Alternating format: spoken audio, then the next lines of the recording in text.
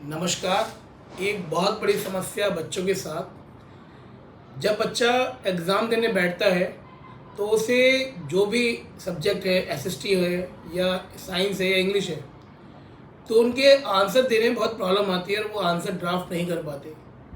Problem इसलिए नहीं कि उन्होंने लर्न नहीं करा, प्रॉब्लम शुरू हुई वहाँ से जब टीचर ने क्लास में उस इंग्लिश के आंसरों को हिंदी में समझाया। अब बच्चे के दिमाग में वो सारे कंसेप्ट, वो सब चीज़ें हिंदी में ही रहीं और जब उसे कन्वर्ट करना चाहा उसने तो वो उसको कन्वर्ट नहीं कर पाया।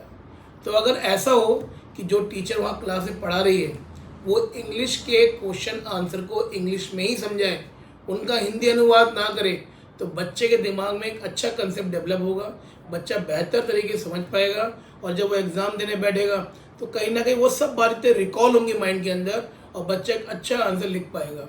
तो अगर हम किसी भी चीज़ को इंग्लिश टू इंग्लिश समझाएंगे तो बच्चा इंग्लिश में अच्छे आंसर ड्राफ्ट कर पाएगा और इंग्लिश को हिंदी में समझाएंगे बच्चे को अगर, तो बच्चे की समझने शक्ति से क्या होगी, हिंदी में होगी और उसे कन्वर्ट किस में करना है, इंग्लिश में करना है। तो वहाँ कहीं ना कहीं बच्चों को प्रॉब्लम आने वाली है।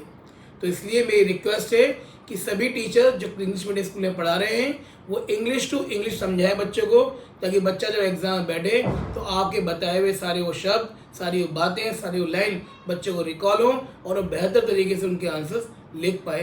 धन्यवाद।